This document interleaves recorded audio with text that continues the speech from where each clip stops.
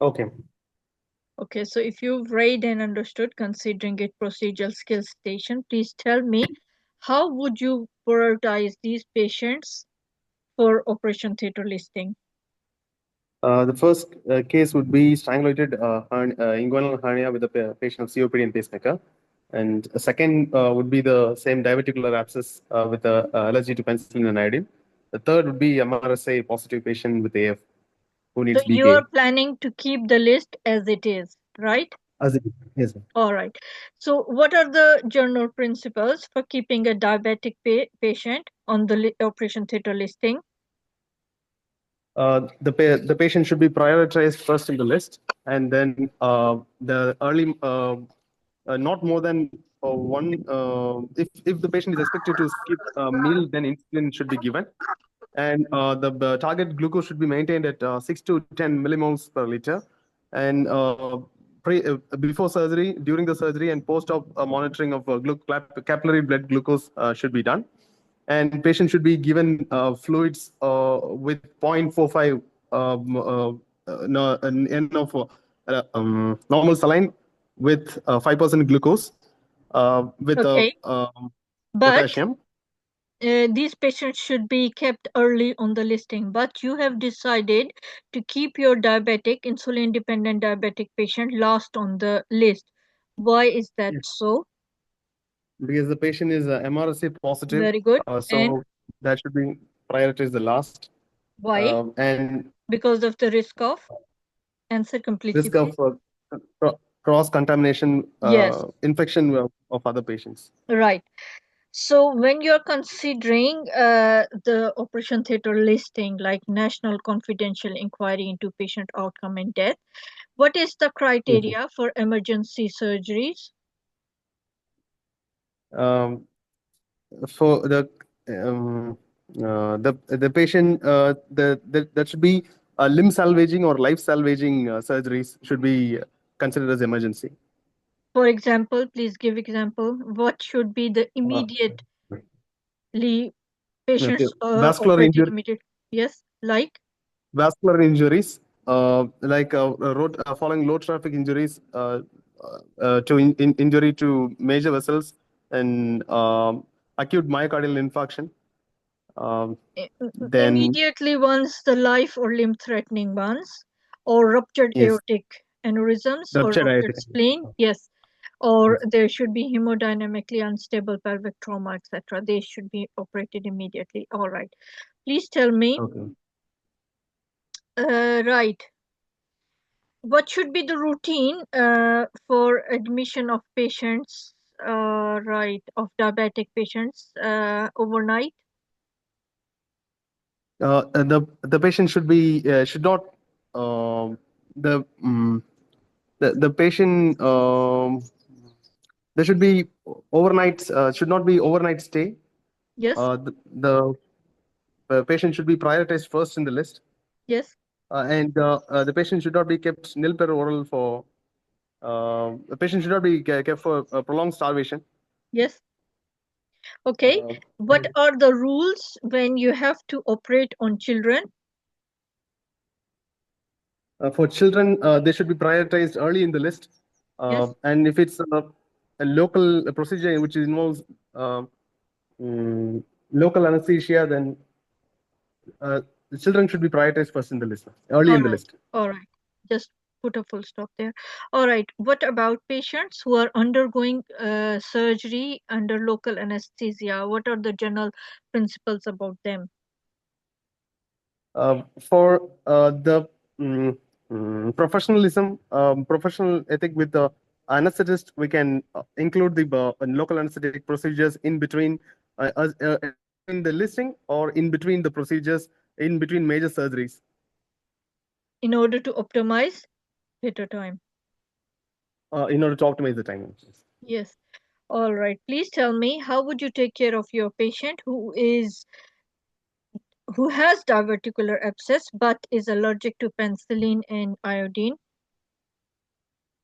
I would choose another form of antiseptic, preferably chlorhexidine gluconate for skin preparation.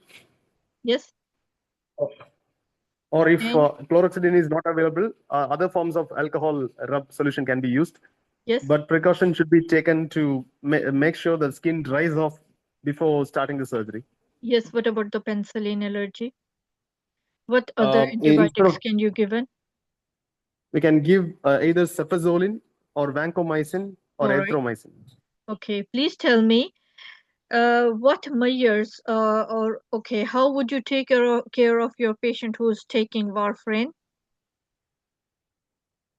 So that depends on the risk of surgery. If it's a low risk surgery, the warfarin can be stopped 4 days, 5 days prior to the surgery. If it's a high risk procedure, then warfarin should be stopped 4 days prior to the procedure and replaced with injectable heparin, low molecular heparin. Then heparin should be stopped 12 to 18 hours prior to the surgery, and then should be restarted 6 hours after the surgery. During the period when the heparin is stopped, patient should be monitored for cardiovascular monitoring in the hospital after getting admitted. Okay, And please tell me what precautions should you take for patient with pacemaker, your first patient? okay. So for if the patient has a pacemaker, then prior to the procedure, patient should be visiting a pacemaker clinic to make to patient should have an ID which states about the need for pacemaker, the condition, and the pacing at which the pacemaker is kept. And patient should have a review with the cardiologist regarding the risk during the surgery. And care should be taken. The bipolar cautery should be used, and monopolar cautery, if possible, should be avoided. And if there is a need for monopolar cautery, care should be taken that cautery burst should be the electrode should be placed away from the site of surgery. Um, All and right. Yes, and your not burst. first patient is also suffering with COPD. What complications you should keep in your mind when it comes to the risks of this patient postoperatively?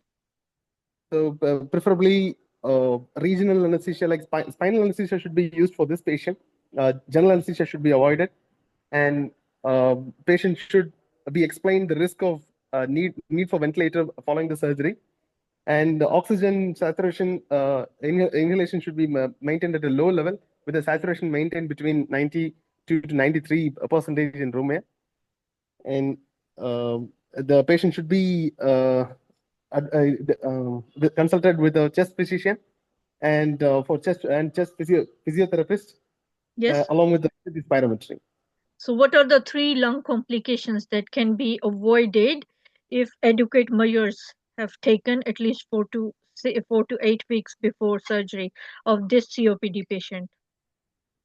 Uh, Post-op retention of secretions leading to pneumonia, or we can avoid atelectasis. Very good. Um, First atelectasis, and then pneumonia, and then atelectasis, third then respiratory failure. respiratory failure. Okay. Good. All right. Preoperatively, postoperatively. Okay. And there is also one more thing. Patient with COPD would be taking steroids. So, Yeah. what measures would you So keep in your mind for that? if the patient is taking less than 5 milligram of hydrocortisone, then it can be continued during this. The same dose can be continued. The patient is taking more than 5 milligram, then more than 10 milligram, then the patient should be given an induction dose of 100 milligram, followed by, depending on the risk of the procedure. If it's a low risk procedure, the induction dose of 100 mg hydrocortisone would be sufficient enough. If it's a major procedure, then 100 mg induction should be given, followed by uh, 200 mg per day for the next 24 to 72 hours. Okay, very good. Thank you. Yes, you've Thank you. already told me. All right, good. Thank you.